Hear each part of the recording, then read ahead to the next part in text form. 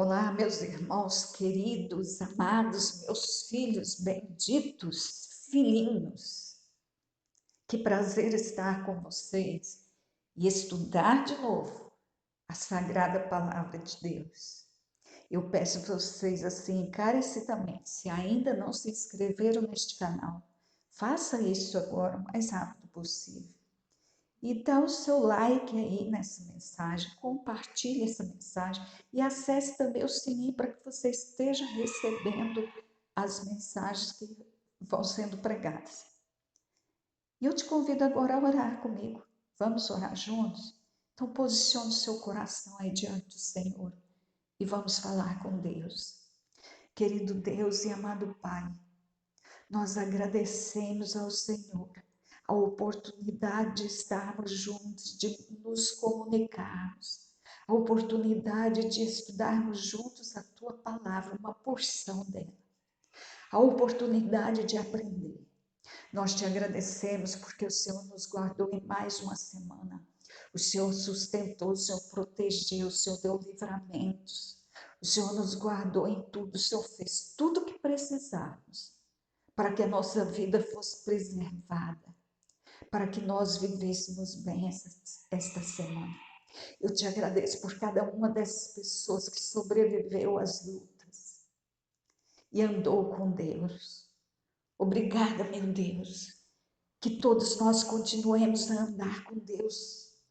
Seja louvado o teu nome na nossa vida. Que por onde a gente passar, o nome de Deus seja exaltado, seja engrandecido. Que a tua glória resplandeça através de nós e em nós. Pai bendito, fala conosco agora. Que só saia da minha boca a palavra de Deus. E que esta palavra seja recebida, comida por cada coração que ouvir.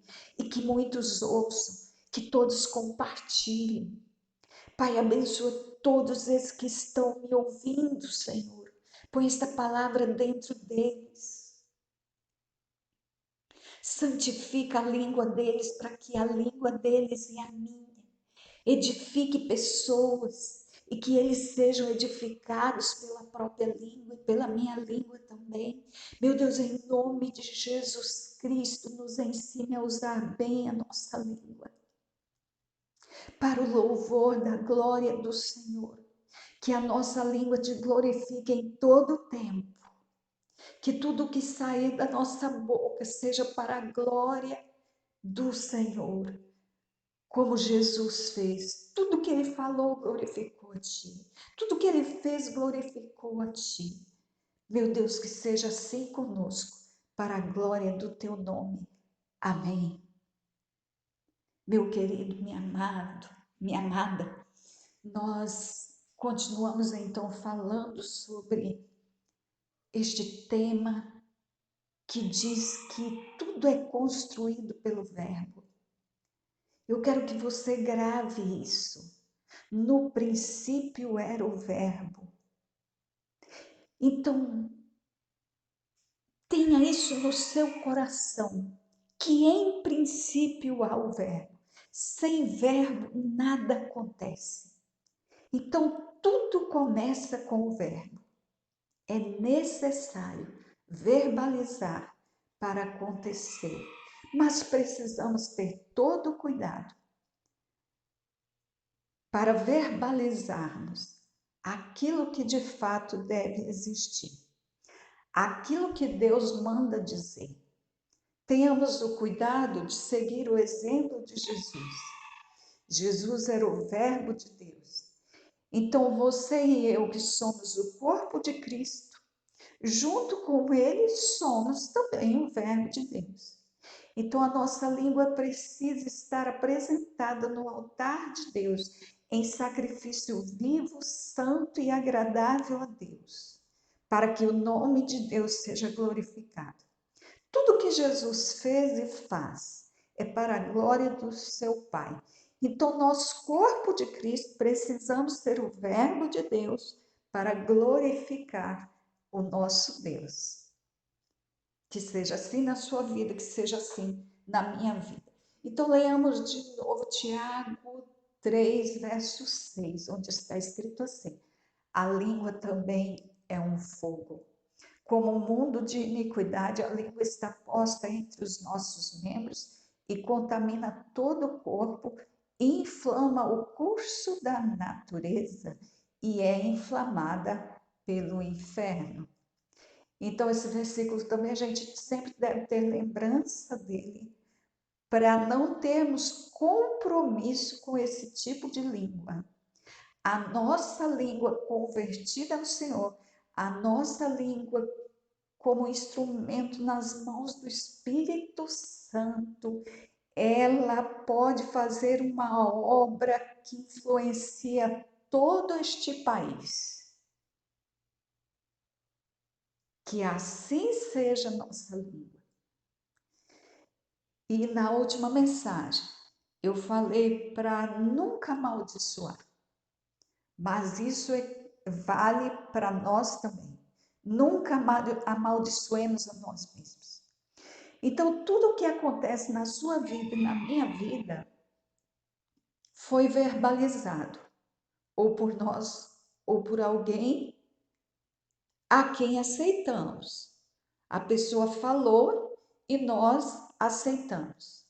E a palavra de Deus, ela está diante de nós para que nós aceitamos o verbo de Deus. Deus falou e nós precisamos comer este verbo e deixar ele formar, edificar a nossa vida. A nossa vida precisa ser esta palavra. Então, se a língua que amaldiçoa, se a língua ela é inflamada pelo inferno, a língua convertida ao Senhor, ela é influenciada, ela é uma produção do Espírito de Deus e ela tem o verbo de Deus, ela é o verbo de Deus. A nossa língua tem a palavra de Deus para meditar dia e noite.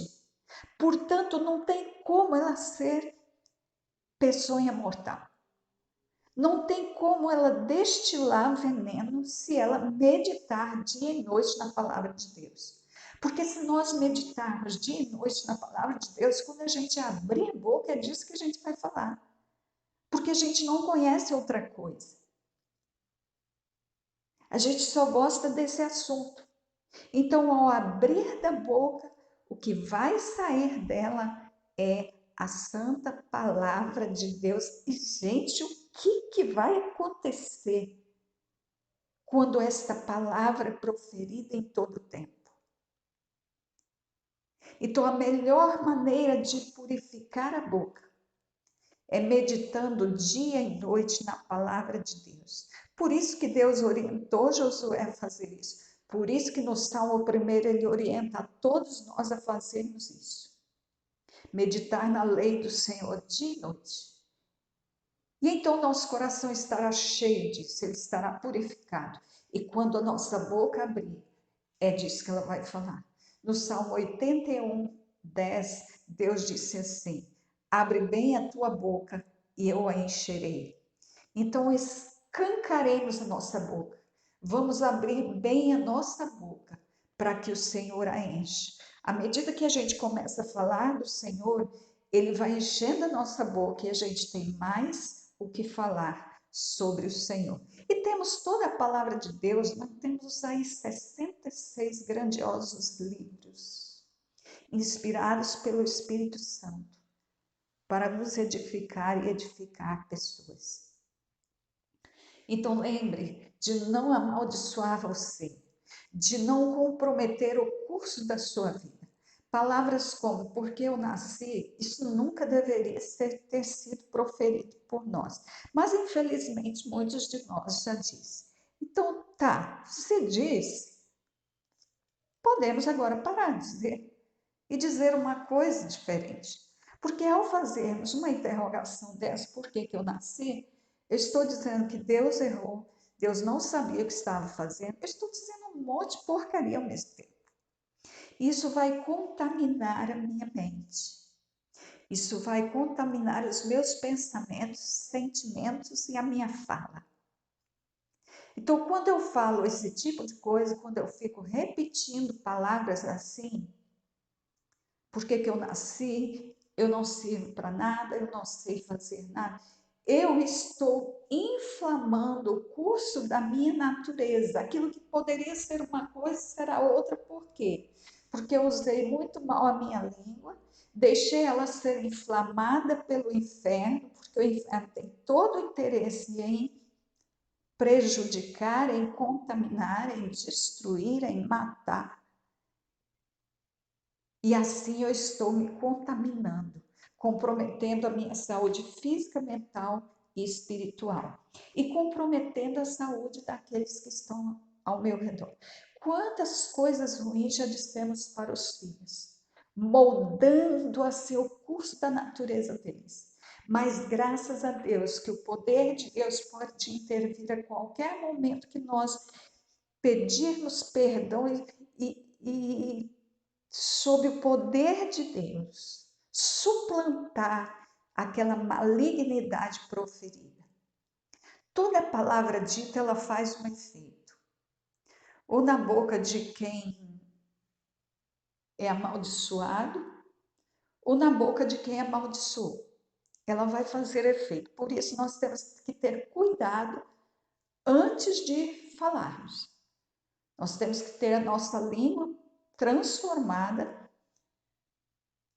antes de falarmos qualquer coisa ruim, porque tudo que sai da boca faz um efeito, seja bom, seja ruim, faz efeito.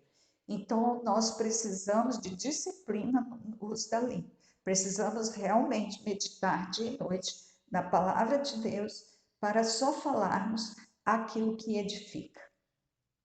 Paulo nos ensina isso. Em tudo que é puro, que é verdadeiro, que é honesto, que é de boa fama, se tem alguma virtude, algum louvor, nisso pensar. E aí o que a gente pensa, a gente fala.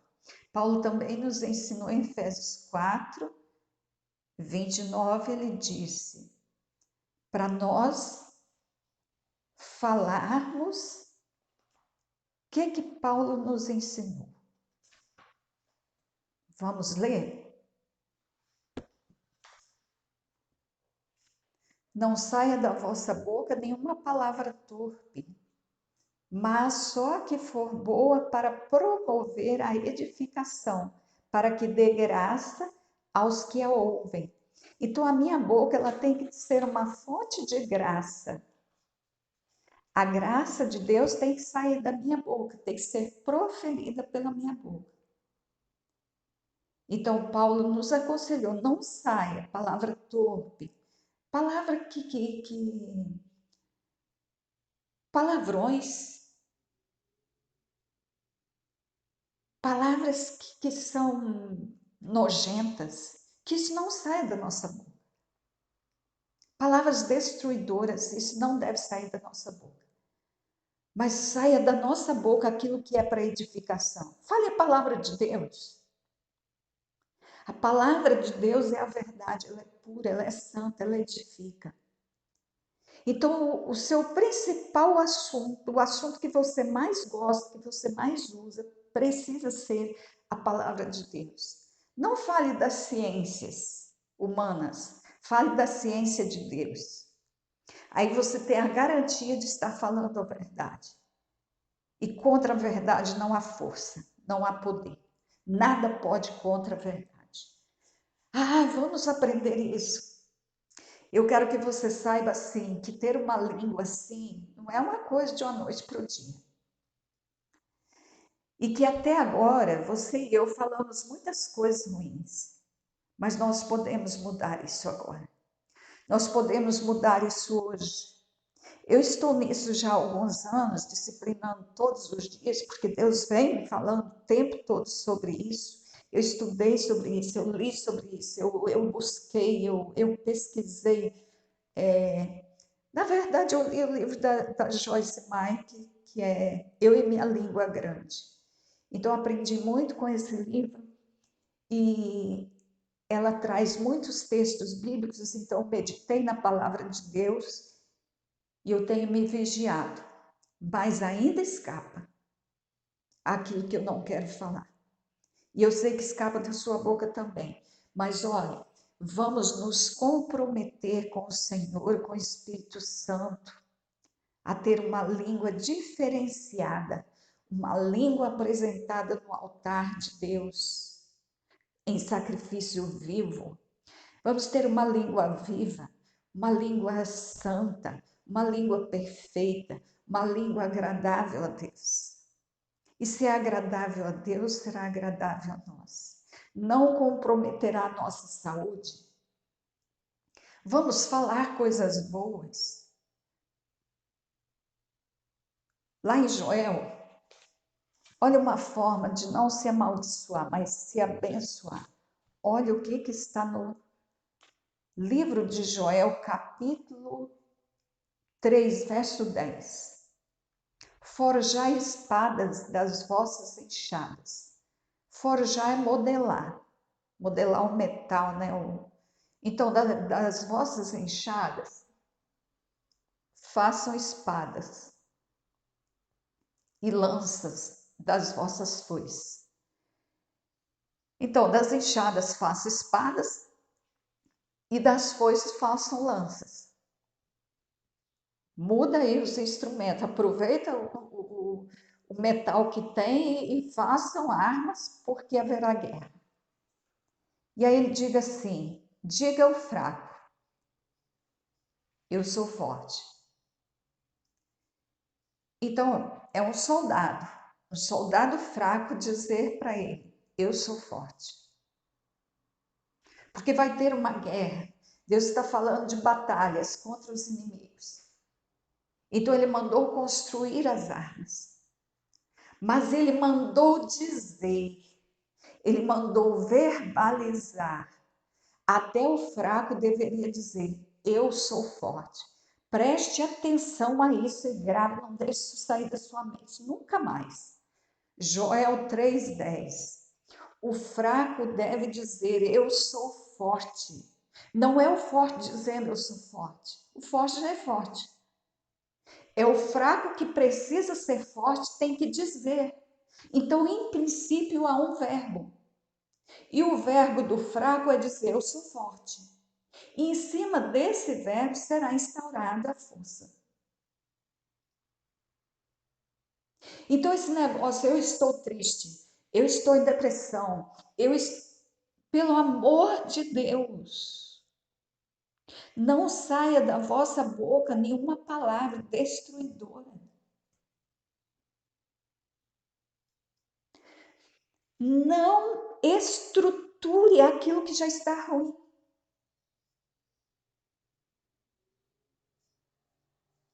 Diga o contrário. Isso não é mentira. Lembra daquela mulher que não tinha filho, aí Eliseu orou por ela teve um filho, porque ele estava muito grato a ela, porque ela fez um quarto para ele descansar sempre que passava próximo à casa dela. Então ela o acolhia ali, e aí ele viu que ela não tinha filho, então ele orou e ela teve um filho. E daí uns tempos, aquele menino está lá na agricultura, lá no campo com o pai, aí o pai manda um empregado trazer o filho para a mãe dele, porque ele estava passando mal. E aquele menino foi piorando, piorando, e acabou morrendo. E aquela mulher, sulamita, vai então apressadamente em busca do profeta. E quando as pessoas cumprimentavam ela pela estrada, ela não cumprimentava, ela foi até o profeta. Quando ela está se aproximando, o profeta manda o servo dele, Geazi, ir até ela para ver o que aconteceu. E pergunta, vai tudo bem com o teu marido? Vai tudo bem com você? Vai tudo bem com o teu filho? E ela respondia, vai tudo bem, vai tudo bem, vai tudo bem. Não tinha nada bem. O único filho que ela aprendeu a amar, que ela recebeu, que ela ficou tão grata a Deus por ter aquele filho, depois de tanto tempo, ela teve filho por causa de um milagre. E ela perde o filho. E ela foi, nem para o profeta ela pronunciou essa palavra. Ela agarrou no pé dele e falou assim: eu te pedi algum filho. Porque nesta hora de perder é melhor nunca ter tido. E ele então vai com ela para ressuscitar o filho. Mas lembra que a mulher disse: vai tudo bem. Ela não estava mentindo, ela se recusou a estruturar a tragédia. Porque ela tinha fé. Tanto tinha fé que ela foi atrás do homem de Deus. Ela pensou: eu não posso fazer, mas aquele através de quem Deus fez o milagre de me dar um filho, Deus pode usá-lo novamente para fazer alguma coisa pelo meu filho que está morto. Então diga ao fraco: eu sou forte. Não diga que eu sou fraco. Por favor, não deixemos a nossa língua ser inflamada por aquele que quer destruição. Que a nossa língua seja enxertada com o verbo de Deus para edificação. Vamos ver como que Jesus, quem era Jesus? Há uma descrição sobre ele em Isaías que é repetida em Mateus.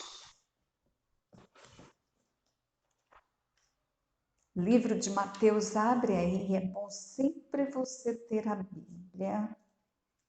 Mateus capítulo 12, o verso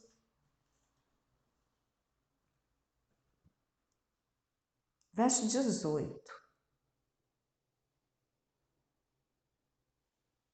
Então, olha o que Isaías disse a respeito do Messias e o que está repetido em Mateus. Verso 18 até o 21. Diz assim: eis aqui o meu servo. Então, é uma descrição sobre o Messias, sobre Jesus Cristo. Eis aqui o meu servo que escolhi, o meu amado, em quem a minha alma se compraz. Porei sobre ele o meu espírito e anunciará aos gentios o juízo.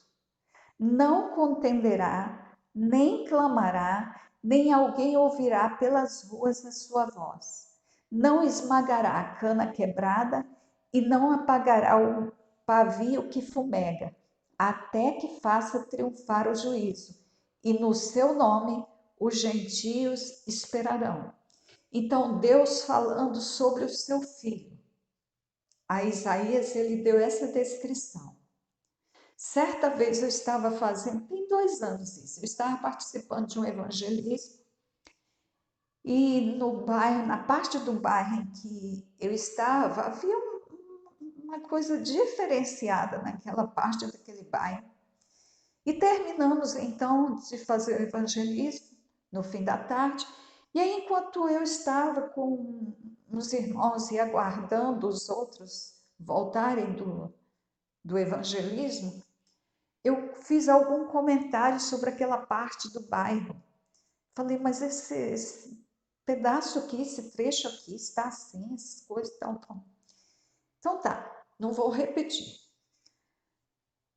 Quando eu cheguei em casa, assim que eu fui ler a palavra de Deus, ele me deu esse texto aqui que ele já vinha me dando há algum tempo.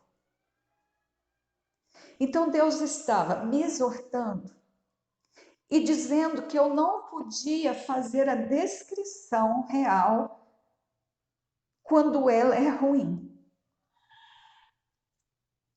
Eu não posso pronunciar aquilo que não pode ser. Eu não posso pronunciar aquilo que está ruim. Eu não posso descrever a situação ruim como ruim, a menos que eu falasse assim: esse bairro aqui está assim, assim, vamos fazer uma coisa diferente. Vamos investir nesse bairro para que mude. Olha, a situação está assim, mas eu vou orar para que Deus mude esta situação.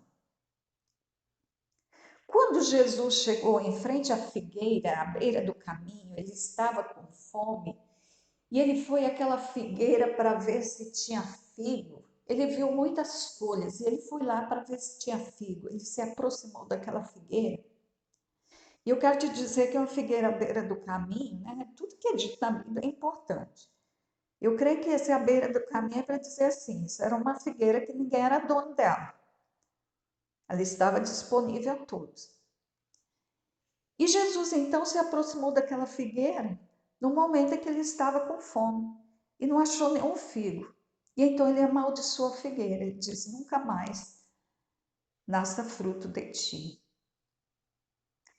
E eu já quero te dizer assim que Jesus não fez isso motivado por sua fome, não. Porque se fosse isso, ele teria dito assim: figueira, produza muitos frutos. Por que aquelas figueiras só estavam ali porque ele fez ela?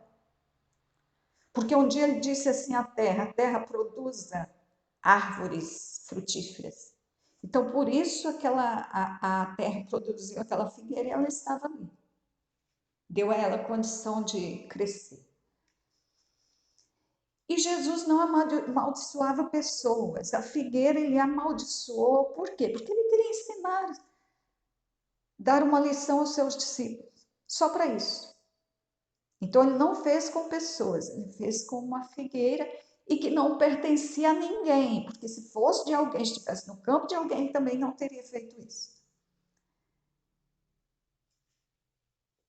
E aí nós vamos para a multiplicação dos pães. Lá naquele monte, aquelas multidões lá com Jesus, calcula-se assim, mais de 20.000 pessoas. Jesus lá com aquelas muitas pessoas.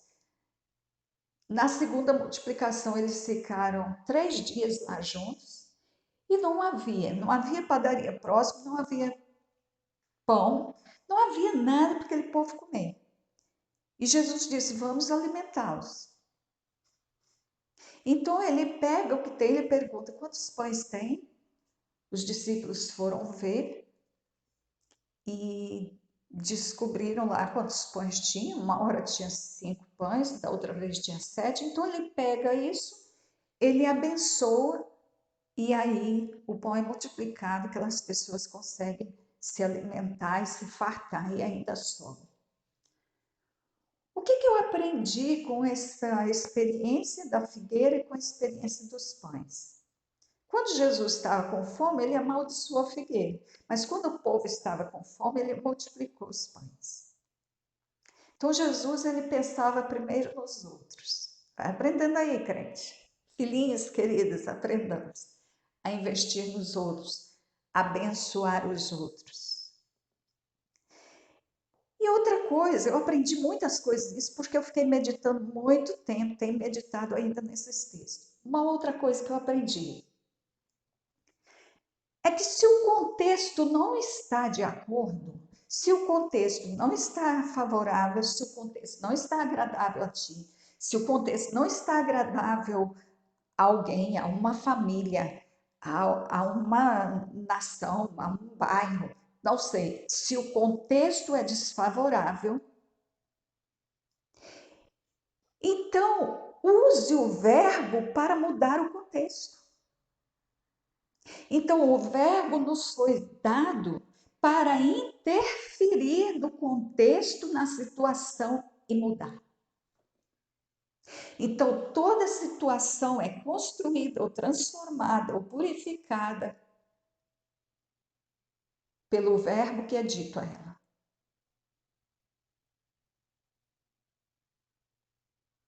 Então, qualquer situação pode ser transformada a partir da minha boca. Por isso que Provérbio diz que o fruto do bem está nos lábios.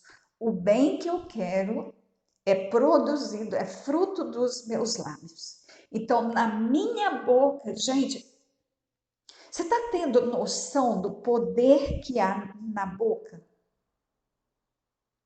Então, a minha saúde, a saúde do outro, a mudança do contexto está nas nossas bocas. É claro que a gente também não vai ficar dizendo qualquer coisa irresponsavelmente, ainda que seja bom.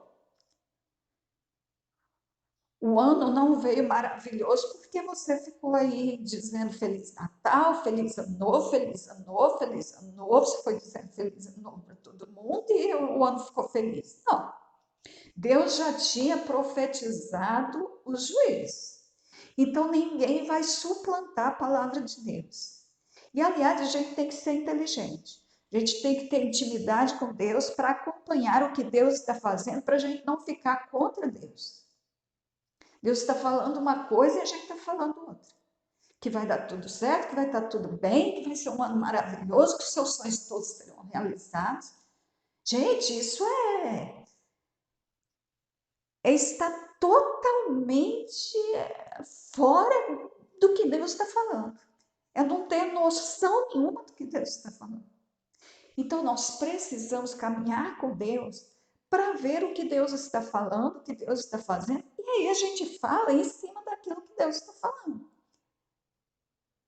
E o que é que Deus está falando nesse tempo? Olha, vem juízos, vem dificuldades com água, cidades inteiras nesse país podem ser destruídas. Vem juízos através de guerra, vem através de epidemias, vem várias formas e categorias de juízo. Mas, depois do juízo, depois que eu purificar, porque qual a intenção de Deus com isso? Purificar o seu povo, purificar esta nação, purificar a igreja, preparar uma igreja que vai para o céu. Porque a igreja que Jesus vai levar, ela não está preparada ainda. Eu não estou falando porque você vai dizer assim, mas nem todo mundo vai estar preparado, muitos vão ficar, isso é dito, é predito. Né? Mas eu estou dizendo, aqueles que vão ainda não estão preparados. Então, por causa desse, Deus está traindo o juízo. Está vendo como que tudo que Deus faz é bom? Até isso. Ele está preparando o seu povo para levar. Mas antes dele levar, essa terra chamada Brasil vai passar por uma transformação e vai ter um tempo muito bom.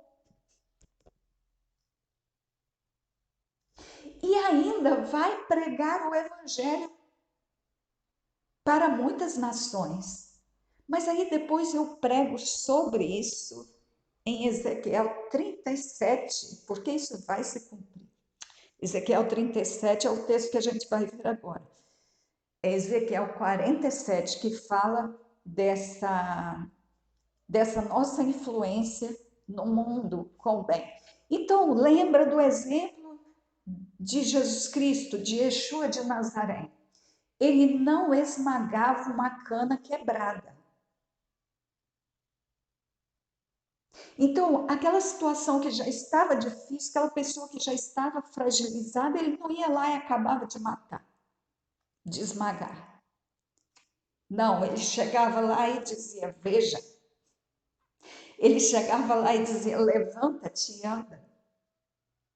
Ele chegava lá para aquele que estava oprimido e sai dele espírito maligno.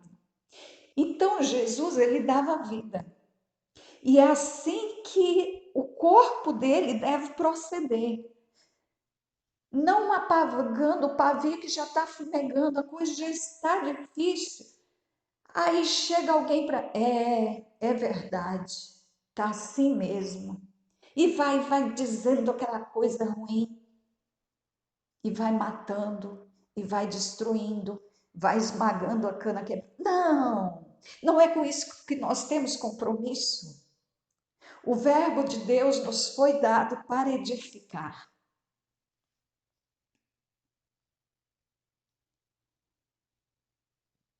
Uma das propriedades do sal, entre as suas várias propriedades, é destacar o sabor do alimento. Na carne bem feita, você não fala que tem gosto de sal. Não, é o sabor da carne que está bom. Mas por que o sabor da carne está bom? Porque a quantidade de sal colocada nela está ótima. Então, o sal atenuou o sabor da carne, o sabor do inhame, o sabor da abóbora, o sabor do arroz, o sabor do macarrão. E nós somos o sal da terra. Nós precisamos ajudar a destacar o que há de melhor nas pessoas. Você e eu precisamos, com o verbo de Deus, fazer desenvolver o melhor de cada pessoa. É esse o nosso compromisso. É isso que Jesus vivia e fazia, e é isso que o corpo dele deve viver e fazer. Então, não esmagar a cana quebrada, mas dar vida àquilo que está difícil. E sustentar a vida daquilo que já tem vida. Então, isso é para você dizer para você mesmo, se já está ruim, não vai continuar dizendo, eu estou triste, eu estou doente, eu estou fraco. Não, eu estou forte. Eu estou forte. Eu estou alegre, porque Ele me dá alegria e o seu dia vai mudar. Não se permita viver o dia todo triste. Para diante dele, vai para o joelho e fala, Senhor, eu sou alegre em ti. O Senhor me manda me regozijar, eu vou me regozijar. Vamos ver outro exemplo, em Ezequiel 37, que eu falei aí. Gente, que maravilha de texto. Veja bem, Ezequiel 37 está assim. Veio a minha mão do Senhor. E o Senhor me levou em espírito e me pôs no meio de um vale que estava cheio de ossos. E me fez andar ao redor dos ossos, e eis que eram muito numerosos sobre a face do vale, estavam sequíssimos. E me diz, filho do homem, poderão viver esses ossos? E eu disse, Senhor, tu sabes. Todo mundo sabia que não podia pronunciar coisa ruim. Ezequiel não era bobo, Ezequiel sabia, tinha conhecimento da palavra de Deus. Então ele disse assim, eu acho que não. Ele falou, Senhor, tu o sabes. Então me diz, profetiza sobre estes ossos, e disse-lhes, ossos secos, ouvi a palavra do Senhor.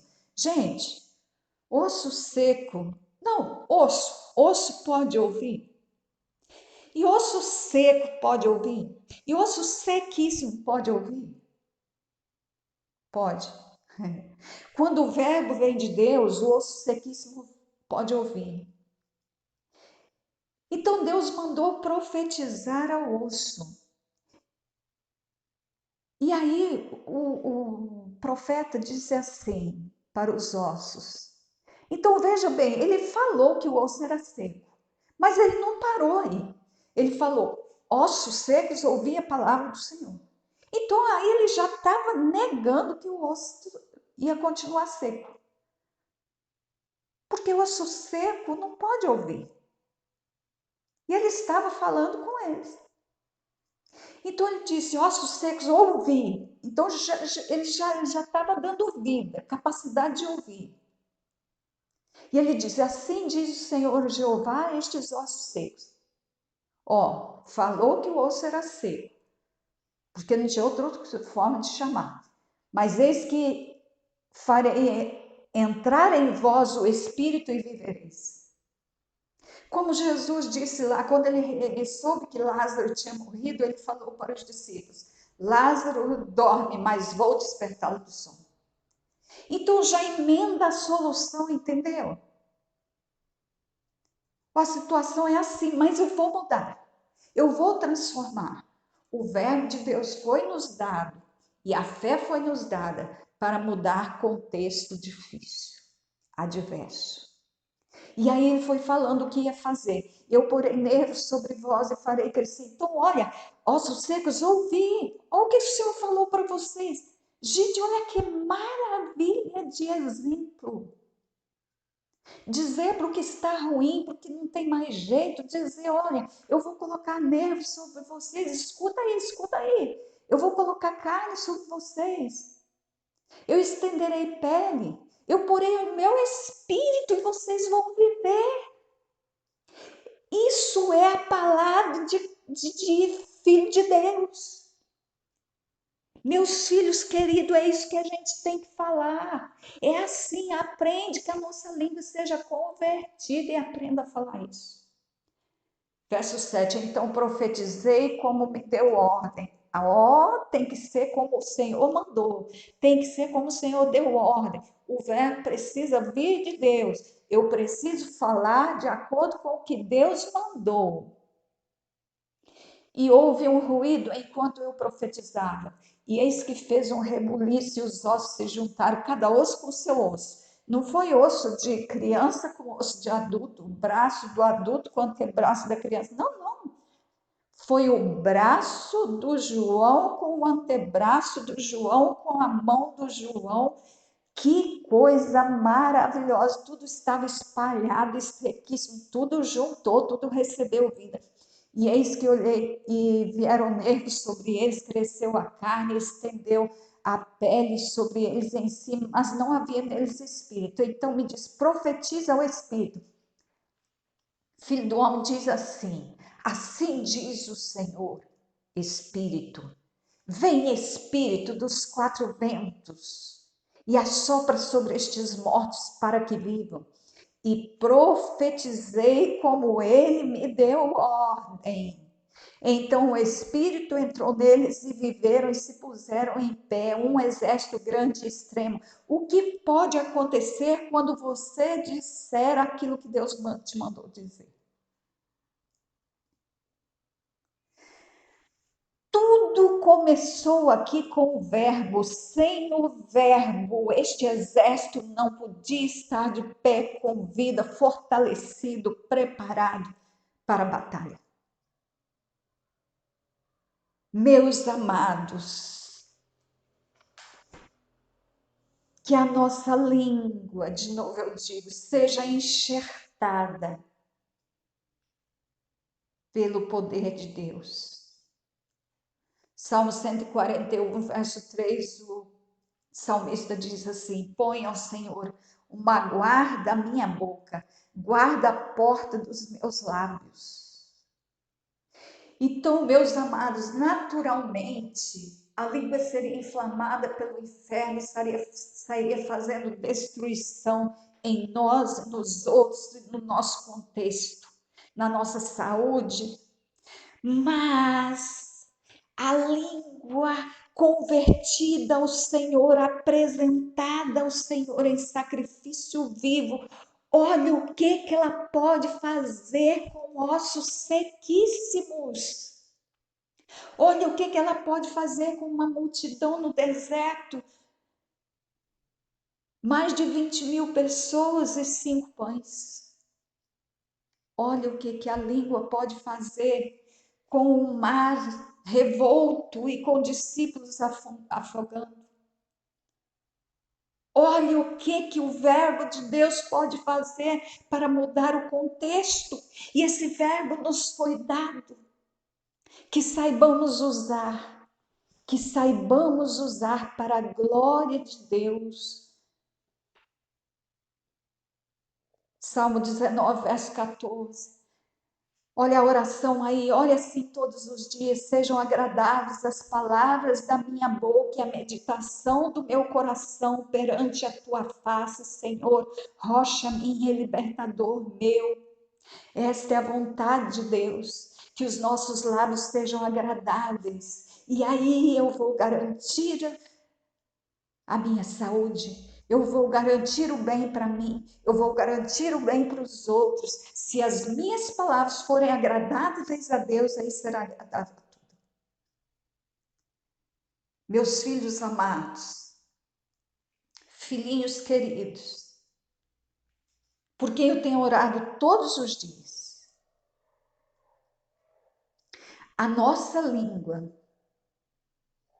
nas mãos de Deus, apresentada em sacrifício vivo, ela é fonte de água viva, a jorrar e dar vida para as pessoas, dar vida para os contextos, dar vida no meu trabalho, dar vida na minha família, dar vida no meu bairro.